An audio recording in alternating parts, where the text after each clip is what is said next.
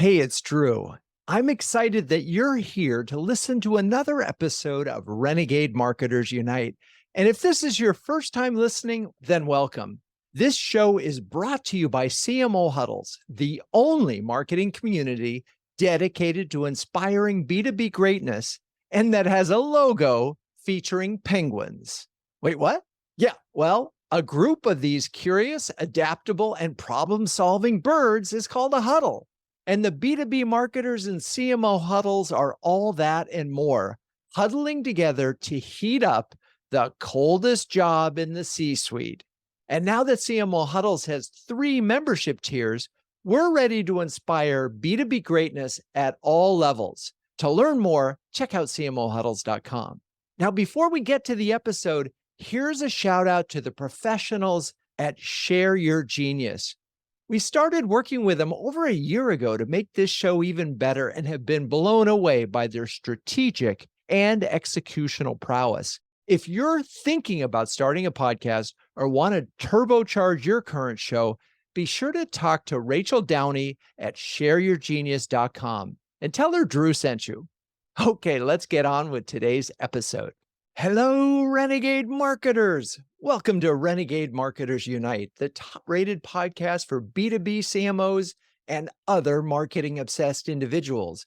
Alrighty, folks, you're about to listen to a bonus huddle, a specially curated huddle that we run once a month with experts sharing their insights into the topics that are most important to our CMO community. We call them huddlers.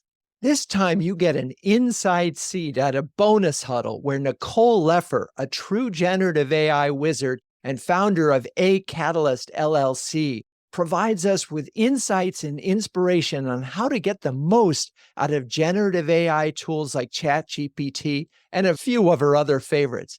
I know you will find amazing information in here, and I guarantee you're probably going to want to listen to this episode twice. So let's get to it. So let's get into this bonus huddle. I'm super excited to have Nicole Leffer back with us. She was here almost exactly 6 months ago. So much has happened since then. Nicole runs her own generative AI consulting company called A Catalyst and has already been hired by at least 3 huddlers to help enlighten, inspire, and train their marketing team. So Nicole, welcome back. Thank you so much. My last time here was my favorite thing I've recorded. Don't tell anybody else that. Of course it was. Well, we have to top this. So I was thinking about our last time together. We really focused on just prompt crafting with ChatGPT. And obviously you keep making that an art form unto itself. But how has your approach to prompt crafting evolved with ChatGPT? And then, of course, we'll move on to other things. Yeah, so a lot of it has stayed very similar. The fundamentals are still the fundamentals, but I'm constantly learning new strategies and ways to start incorporating. So they're more advanced ways that you can start implementing within your prompting. So things like asking the AI system to think step by step and giving it the steps that you want it to take and how you want it to think through something can be really helpful. I've learned throughout the conversations, asking it to evaluate its own response and then improve upon it can be really helpful. There's strategies called using delimiters, which is essentially putting characters at the beginning and end of sections of your prompt. The same like special characters. I use 3 forward slashes in a row at the beginning and the end. And that gives like containers of content so that the AI can understand the differences between the content. You want it to read something and use it as a reference, that it knows that's not the directions, that's the reference. So lots of different things. And also telling it to take a deep breath. Before it starts doing something, you tell it, say, take a deep breath and then do this. And a lot of that is keeping up with studies and research that's coming out and starting to incorporate that into my prompting strategies. Deep breath. Why would that even matter? I don't actually know. I'm just guessing, and other people have guessed about what it is. But for humans to perform better, like if you just pause and relax for a second before you jump into something, take the time to think about it, you'll do a better job. And the AI systems, because they've been trained on so much human interaction, have probably picked up on that, but I don't know for sure. Maybe it really is just forcing them to pause and think it through before, but it definitely works. That was not my idea. I would never have thought of that. So you're suddenly seeing prompts everywhere in the last few weeks that say, take a deep breath. That's because this research. It's funny because we have a career huddle with Jay Baer, who wrote this little book called The Time to Win. And it's all about speed to response. But there is such a something as too fast. If you order your food and it comes 3 seconds later, that's a little too fast if it was something that was worth preparing and not fast food. So it's funny that this is sort of this notion, speed is important, but take a second. Like if you're nice to it, it does better. I've always done it. I'm from the South, and that just feels really rude when you're from Georgia. If you don't say please and thank you, like that's just the end of the world. So I just can't not. But it turns out that Microsoft actually did a study on this, and it actually improves the quality of the interactions and the results that you'll get if you use common courtesy. Isn't that true in everything else? So why not bring that here? That is also amazing. And it's funny because I find myself doing exactly the same thing, naturally just saying, oh, would you please do this? Or could you think about it a different way? That would be nice. It's fascinating. I want to make sure that folks understand the delimiter idea. And I didn't understand it until I saw your post from about a week ago on LinkedIn. The post was you provided a long prompt, and then you said in the prompt, read this blog post and create an image. Then you did the 3 lines and you added the blog post. And at the end of it, you did the 3 lines. So that's the idea of delimiters, just to be clear, right? Yeah. And that way you can add different blocks of content. Say you have the prompt, you've got your instructions and everything, but you want the AI to read your blog post. You want your AI to read your brand guidelines. You want the AI to read your persona information, and you want it to clearly understand which of these things is which of these things. The blog post, if it has instructions in it, that's not instructions for the AI. That's what's in the blog post. By putting these characters on the beginning and the end to show that it is very unique blocks of the prompt and content reference, and you even title them so it knows what it is, it just helps it to really process and understand your prompt and be able to think through more complicated projects easier. Funny thing on this one is I copied your prompt exactly, except I forgot to add the blog post. Then when I put that in there and I clicked enter, because I forgot that when you click return, that would just give me a new paragraph. It didn't. It entered the information. It said, happy to do this, but you got to give me the blog post. So I thought, oh my God, brilliant. So even if you screw up because you said read the blog post, it knows to do it. So we're staying with ChatGPT for a second. And we're staying with written content. What are you thinking about in terms of copywriting and generating that? Let's talk about the tools that you're using beyond ChatGPT and the common mistakes that you see people making.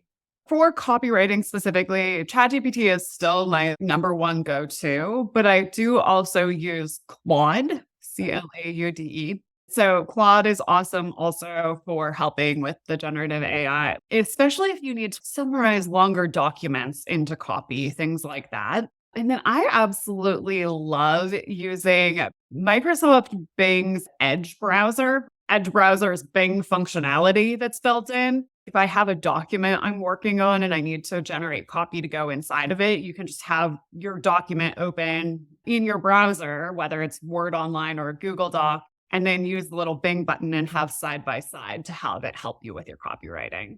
I want to go back to Claude. Love Claude. If you're thinking about why do I need Claude? So let's say you happen to write a book like I did, and you wanted to just for fun upload this book, which has 25,000 words. You can't do that on ChatGPT. So you upload this long PDF, and then you give it instructions like you would ChatGPT. It's funny, I did it on our generative AI report where we did man versus machine, which I know you're familiar with. And it gave me a great little summary that we could use as a blog post. And I didn't have any concern because it was all original IP to begin with.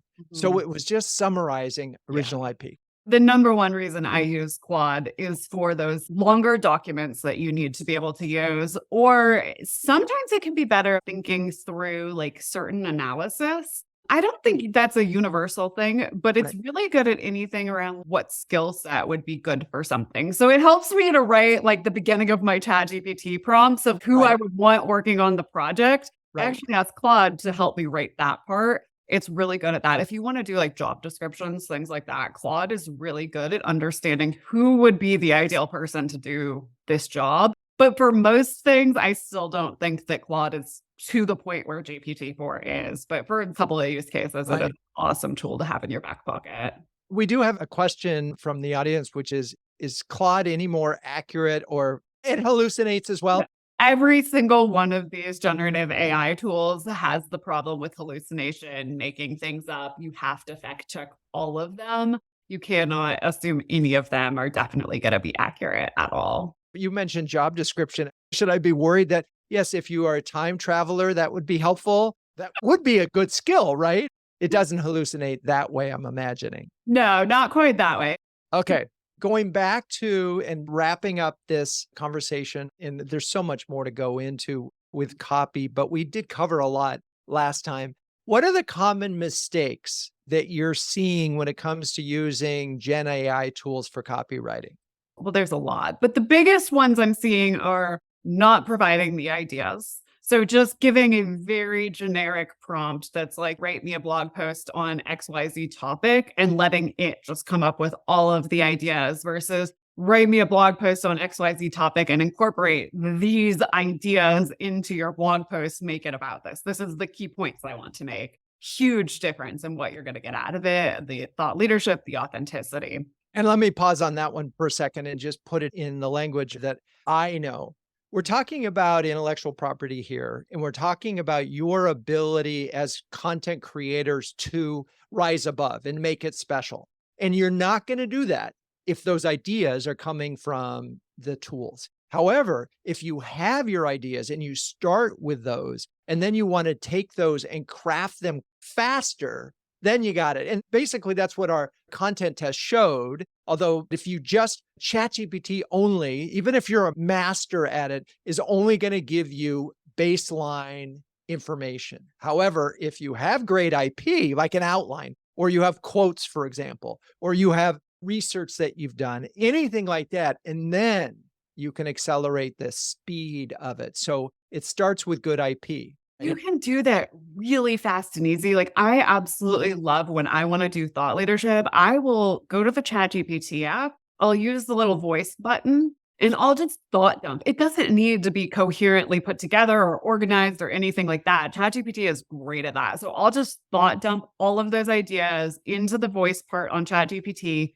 It transcribes them, and then I'll use that transcript it gives me back, 3 or 4 minute long talking. I'll use that and say, now use this to turn into my blog post. So you don't necessarily even have to write anything. It doesn't have to be a lot of work to give it that thought leadership ideas, but not giving it any ideas to work from is the first thing that would be a mistake. The second thing that I'm seeing is not realizing you do have to like edit it, iterate on it, go back and forth.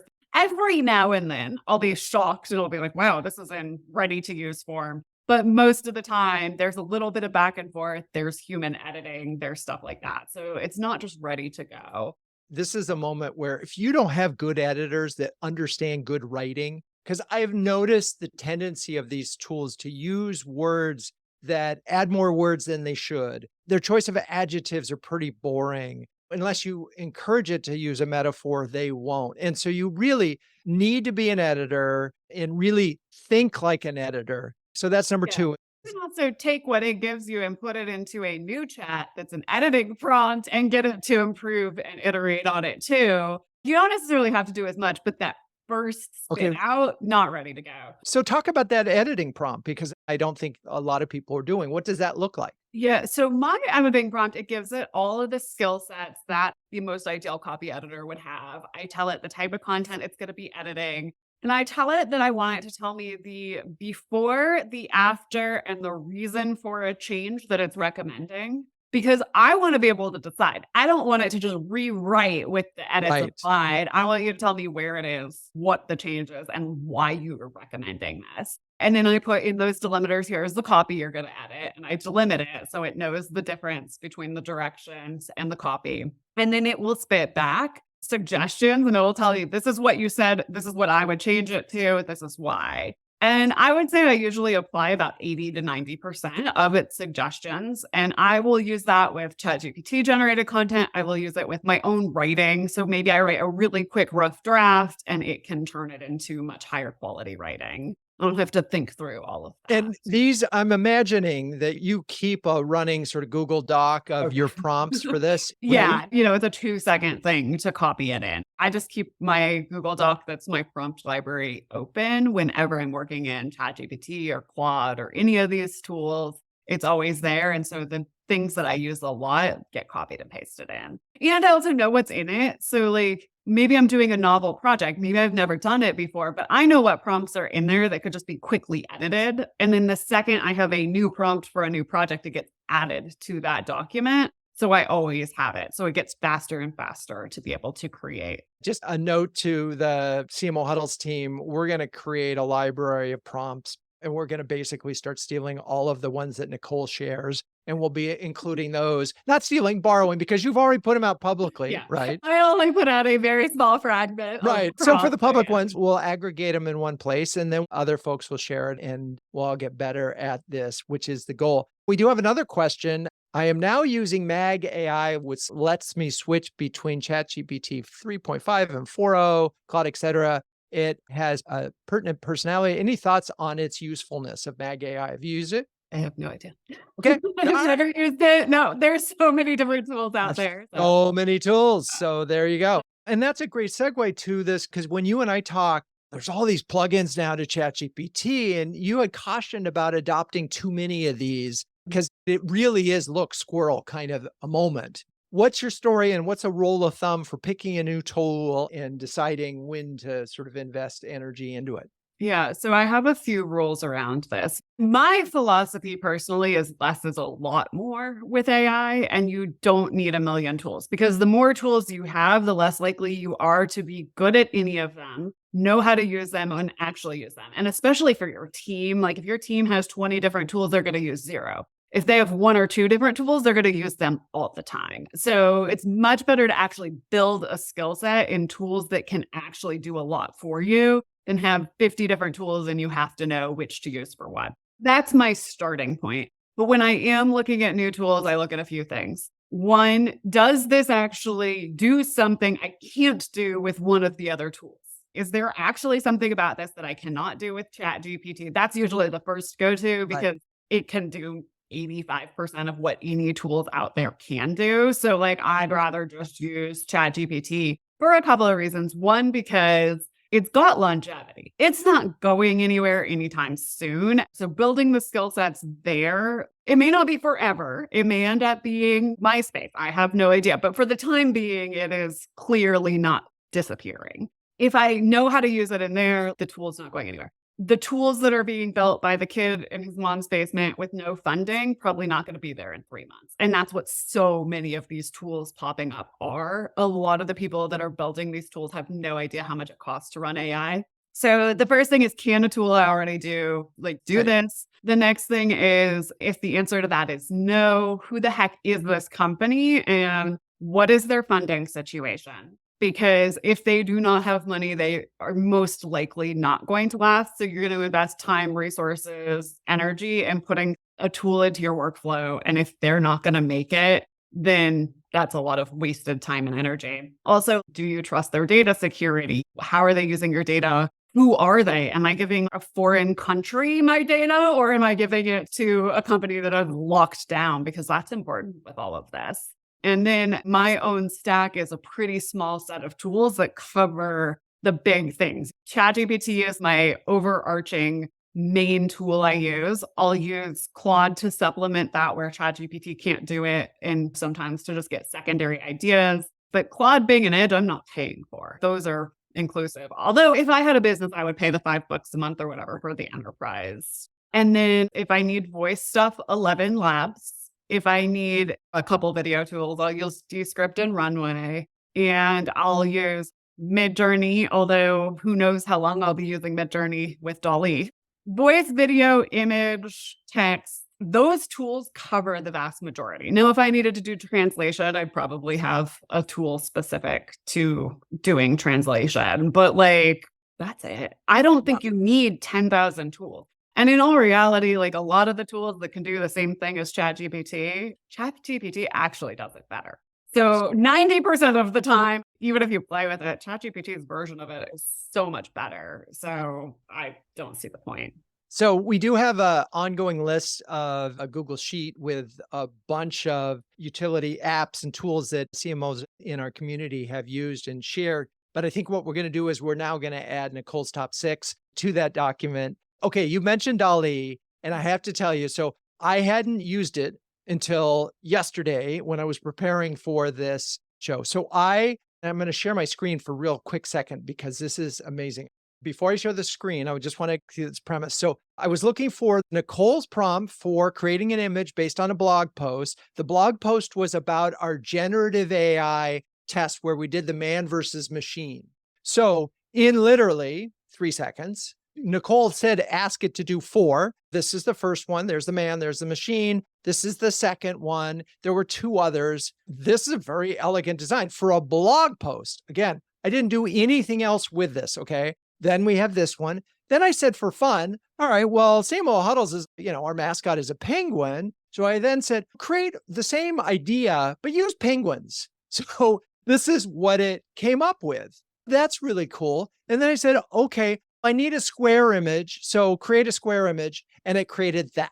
Oftentimes for our blog posts, shame on us, renegade.com, we'll just use an image from, who knows, some image house.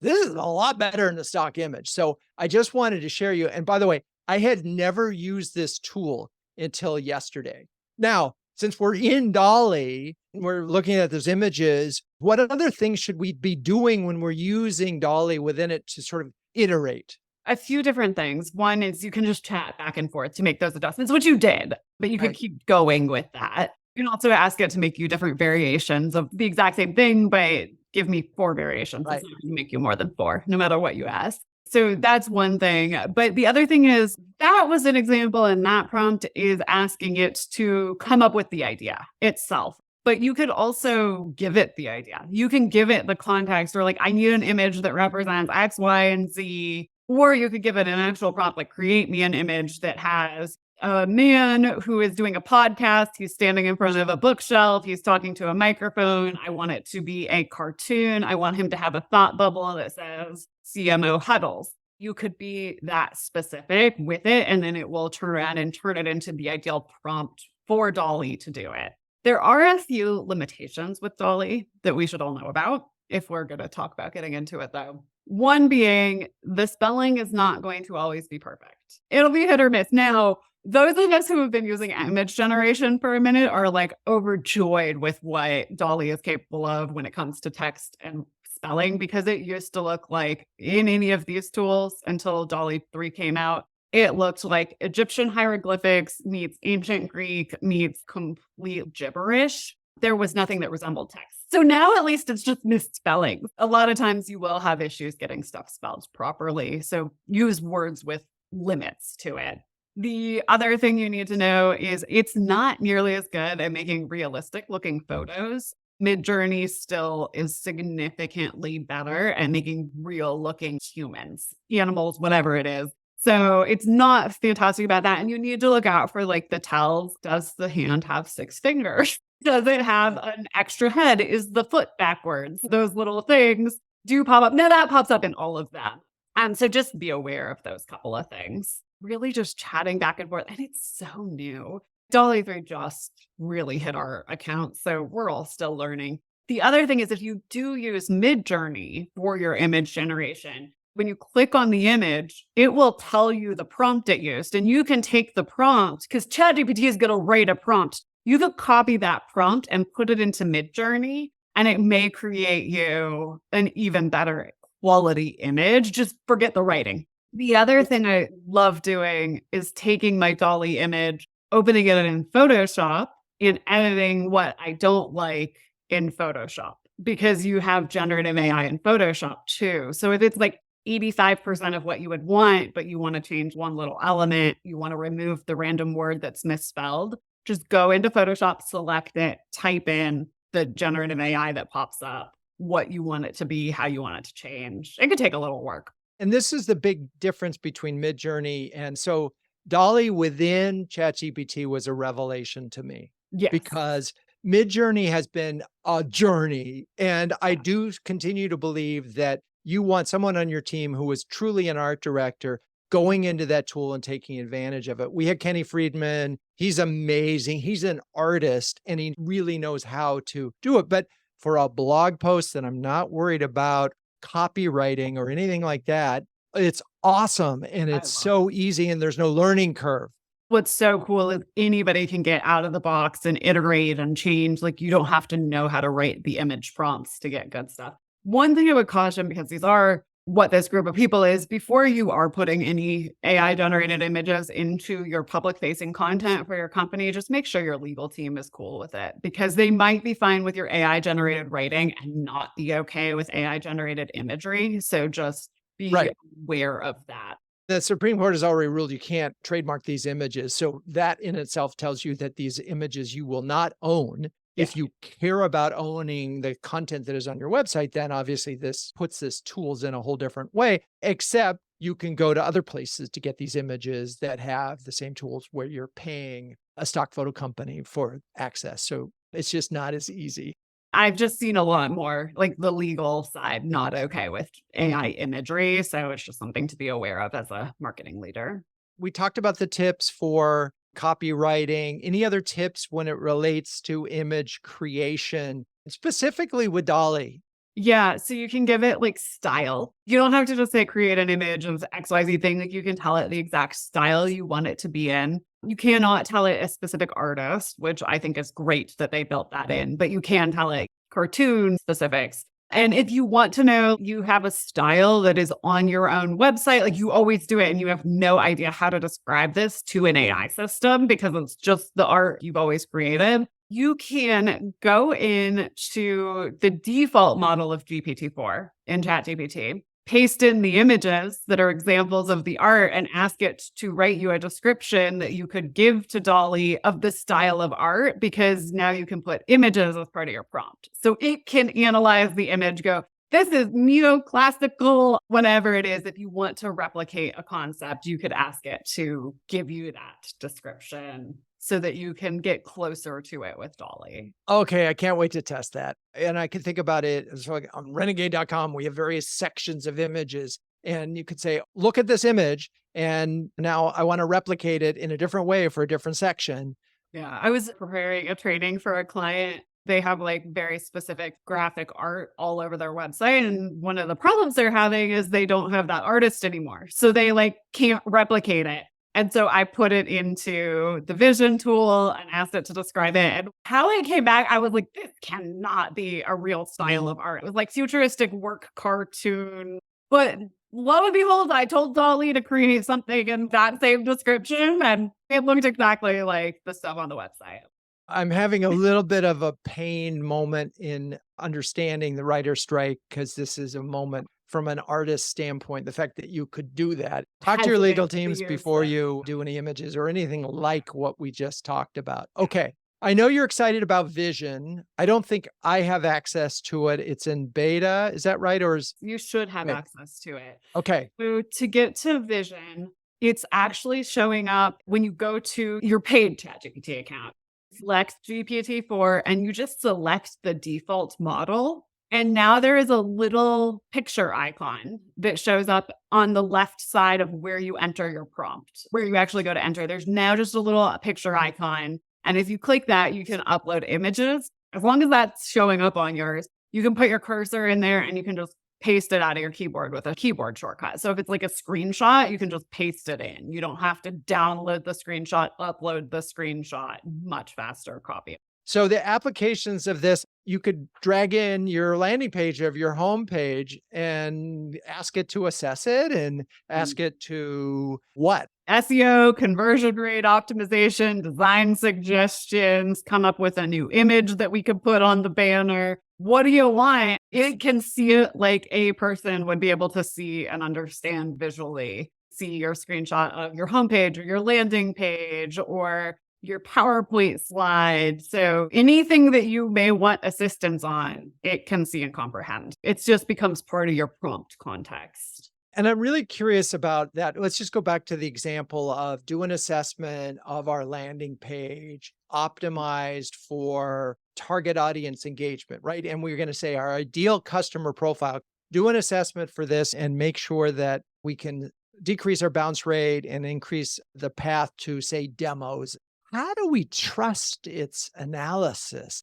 Partially where your own expertise comes in, You would right? think. Like, you should know at least enough. Like, a lot of this is to catch your own, like, I didn't even think about that in this context. You didn't notice it because it's your own brainchild. I've seen it so many times, you like miss the things. So it's not to replace your own expertise completely. You use your own logic, use your own analysis, use your own marketing expertise to go, oh, yes, these suggestions actually make sense. But also, you shouldn't just be randomly applying AI edits. You should be A/B testing it. So this is a really good way to go, okay, now we have something to A/B test. But I'm also thinking about like a CMO who's interviewing for a new job and they want to look at the top 5 competitors and they could say to this tool, analyze these 5 websites and compare and contrast which ones are doing better at this. And it'd do it in a few seconds. Yeah, maybe 2 minutes. Oh, okay, because we're going to tell it to wait and we're going to be polite. Say, Yeah, take your time. I do recommend you don't put more than 3 images in a single prompt. If you need to do multiple prompts,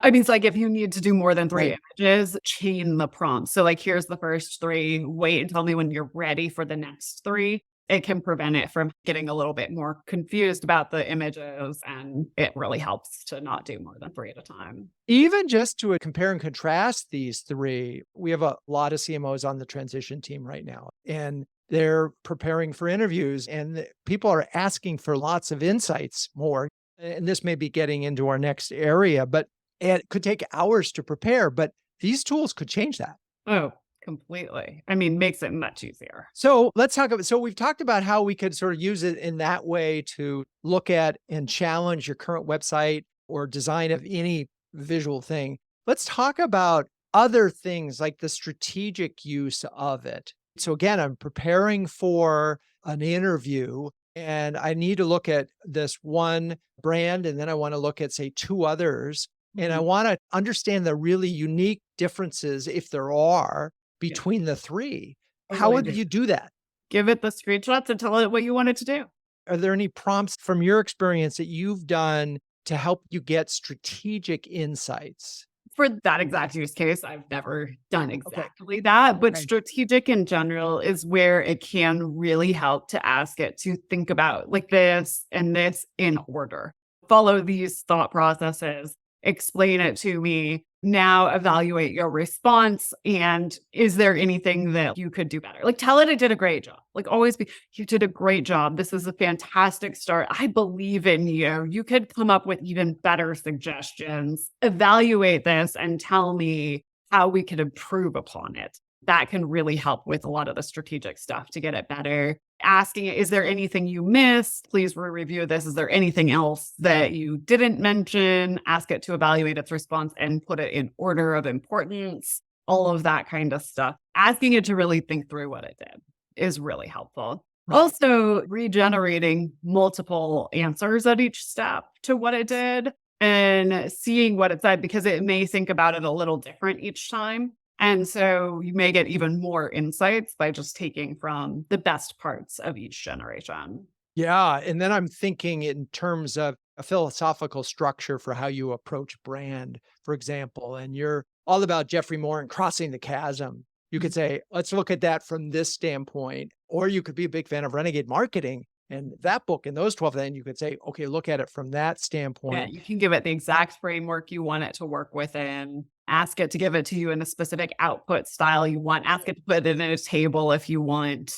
And even just strategically, like, one of the things I've done is totally different than that, but I took my LinkedIn posts on my own page. I just expanded them. Like, I went to the post feed on LinkedIn, I expanded all of them out, and I started taking screenshots. If you had short posts, you could do it much shorter. Put it into Vision and asked it to turn it into a table that had the topic in 3 words, a 2-sentence summary of the post, and the number of comments, the number of reactions, the number of shares for each post. And so I got a table back that showed me all of my content that I had created because it could actually read it and it could see the number of reactions to it. It could see the number of comments. It's all there. And it took a matter of seconds to get a table of all my LinkedIn stuff. If you wanted to do this for the social media of a company you're interviewing with, for example, you could potentially do that and then ask it to analyze what type of posts perform the best. You could ask it for different things in that table and then to run that analysis. Right. I was just thinking, again, you're a new CMO. A strong CEO has been out there and expressed a certain fondness for an author or a point of view. Again, you can take that and almost create that character and use that to assess various things. So we're now past copywriting, we're past art directions, we're into all sorts of other ways that you can use these tools. Let's talk about a couple. We don't have enough time to go through, but things that you're finding that are just so helpful to you. For literally everything at this point. It's hard. Like when people are like, what are one or two things you use it for? I'm like, what are one or two things I don't use it for? I find it so helpful for literally everything I do. And I operate from this philosophy of the first thing I ask myself before I jump into something is how can AI assist me with this? And I try to apply that every single time. Sometimes it takes me a little bit longer because I use AI. I'm not going to lie. Sometimes it saves me 15 minutes and sometimes it saves me 8 hours or 10 hours or 20 hours. And so I just kind of am in this mindset of let me try, unless I am consciously making the decision. I do not want to use AI for this because either I internally just like really want to write this myself, or I actually want to make sure my writing abilities don't atrophy. So like every now and then I'm like, you better write this yourself because you don't want to forget how to do this. The answer to that is I find it useful for everything. And I think that that's the mindset shift that a lot of people need is to start going, how can I apply this to all the things? Because if you save 5 minutes 10 times a day, you've just saved almost an hour. And for everything that a CMO does, obviously, I want a tool built into Microsoft Outlook that reads my email and says, okay, do I need to respond? What is there a generic response that I have? There's all sorts of things that I haven't seen yet. I'd like it to look at my calendar and say, you have these 10 meetings coming up, automatically prepare for them. For example, I don't have a prep call with any prospective huddler or prospective podcast guest without doing a trial interview with them. You're Drew Neiser, you're the host of the podcast. What kind of questions would I ask? I don't use those questions typically, but they make it so much easier. I now know what generic is. I know what every other podcast guest would ask. And so it's so helpful. So whether it's interview prep, I use it for travel planning. We had just got back from Barcelona. I said, okay, think about the top 10 things to do in Barcelona, organize it by various areas, give me lunch recommendations, tell me what the time difference is between each place. And it laid out a pretty interesting schedule, which we didn't actually do exactly, but it was still helpful. I've used it for a couple of trips now, and it is an amazing travel advisor because you can tell it exactly what you like to do, don't like to do, how long you have. Both my trips were like road trips, and it was writing out step-by-step, turn-by-turn directions for little driving tours of areas and finding gems we would never have found ourselves. So I love it for that. Also, one of my favorite things to do, this is like more personal life, although I think it could apply professionally too. If you have like an annoying situation, you need to just send an email to deal with. So you could go in again to that voice app in ChatGPT on your phone, do the voice, explain the situation, and just ask it to spin it into an email to deal with. You can literally just explain verbally, this is what's happening. I need you to turn it into an email, do this, and then go to your computer and copy and paste that email out. So I did it the other day to deal with something in my apartment. Took 3 minutes and no energy. So this is a big one, folks. Annoying emails. These are the emails that make you sweat. These are the ones that you write the draft of, and then you leave it there for half an hour and you go back to it. These are the ones where you're worried you might upset someone or you have bad news that you have to share with someone. Those emails, which are a huge time suck, at least for me, because I don't want to hurt anybody's feelings. Boy, what a tip that is.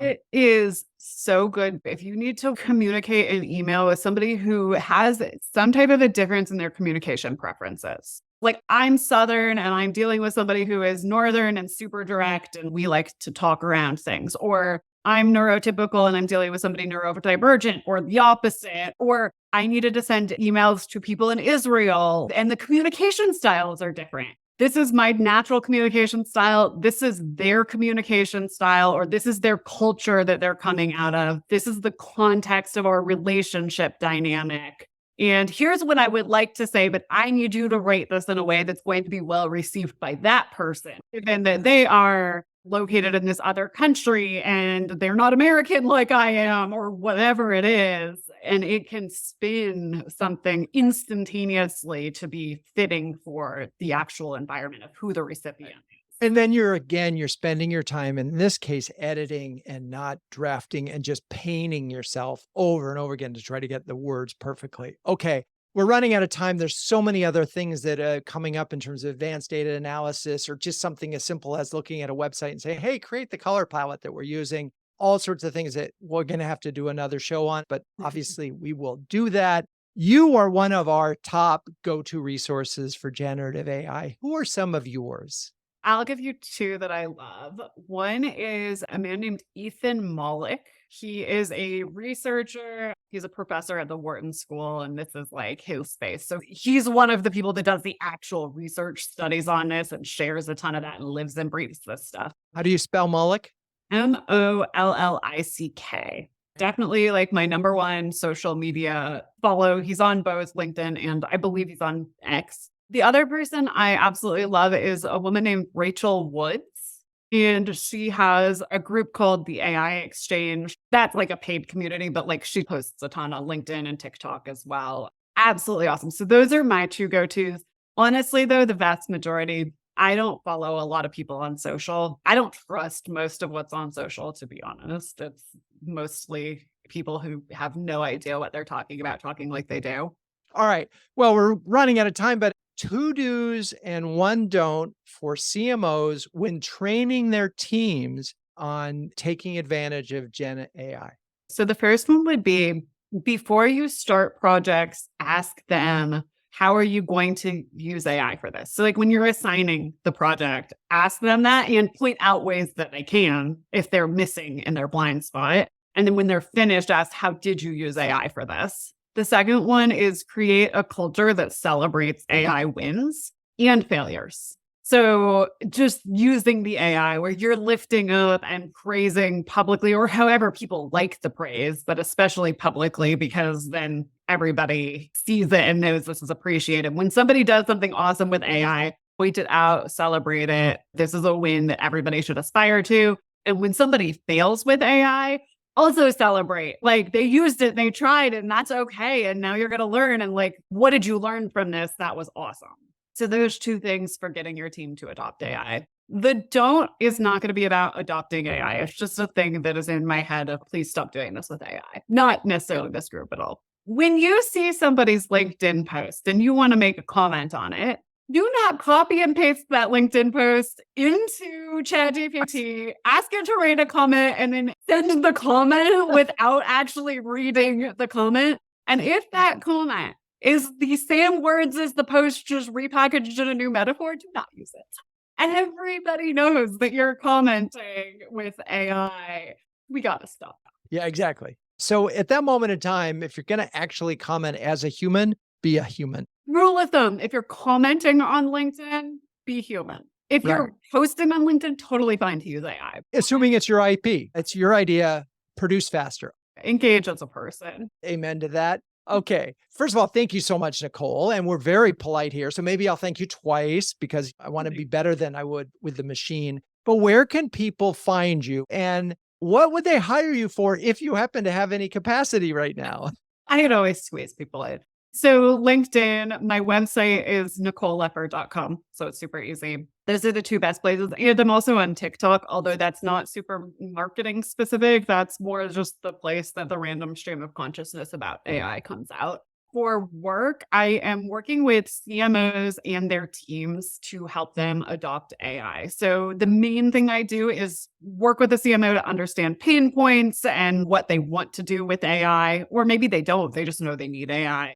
and then design custom trainings to teach their teams the skills and the use cases that use those skills specific to the company. Also do some generic trainings as well if you don't want to go that custom. As I mentioned at the top of the hour, at least 3 huddlers have hired Nicole. And so far, at least one of them reported back extremely positive. So 4 gold stars out of 4. Anyway, Nicole, again, thank you so much for joining you. I can't wait to follow what else you come up with in the next 6 months. Thank you so much. This was great. I really appreciate it. If you're a B2B CMO and you want to hear more conversations like this one, find out if you qualify to join our community of sharing, caring, and daring CMOs at CMOHuddles.com. Renegade Marketers Unite is written and directed by Drew Neiser. Hey, that's me. The show is produced by Melissa Caffrey, Laura Parkin, and our B2B podcast partner, Share Your Genius. The music is by the amazing Burns Twins, and the intro voiceover is Linda Cornelius. To find the transcripts of all episodes, suggest future guests, or learn more about B2B branding, CMO Huddles, or my CMO coaching service, check out Renegade.com. I'm your host, Drew Neiser, and until next time, keep those Renegade thinking caps on and strong.